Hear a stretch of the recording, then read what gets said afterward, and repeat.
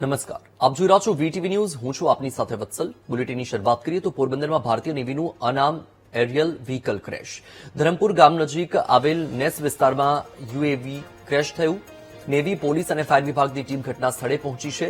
UAV કેમ crash થયું તેના કારણોની તપાસ શરૂ કરવામાં આવી છે. તો આ દ્રશ્ય તમારી ટીવી સ્ક્રીન પર તમે જોઈ રહ્યા છો પોરબંદરનું છે. પોરબંદરથી સામે આવ્યા છે, જ્યાં ભારતીય નેવીનું અનામ એરિયલ વ્હીકલ ક્રેશ થયું છે. ધરમપુર ગામ નજીક આવેલ નેસ વિસ્તારમાં આ યુએવી ક્રેશ થયું છે.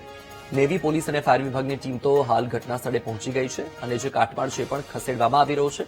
સાથે એ તપાસનો વિષય છે કે આ યુએવી કેવી રીતે ક્રેશ થયું, એની પાછળ કારણો કયા જવાબદાર છે. એક તરફ અત્યારે વરસાદી વાતાવરણ પણ છે અને તેવી પરિસ્થિતિમાં આ બનાવ બન્યો છે.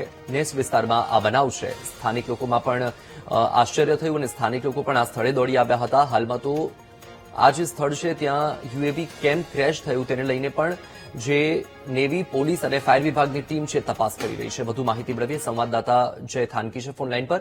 જય, આ યુએવી જે ક્રેશ થયું છે તેને લઈને શું માહિતી છે?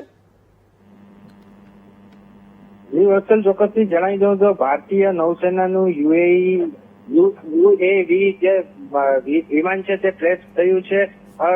ધરમપુર ગામ નજીક જે નેસ વિસ્તાર છે ત્યાં જે આ વિમાન છે તે ક્રેશ થયું છે.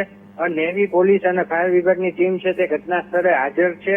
આ ઘટનાને લઈને હાલ તો કોઈ જાનહાનિના સમાચાર છે તે સામે આવ્યા નથી.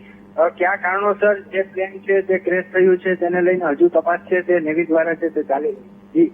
જી જય, માહિતી બદલ આભાર.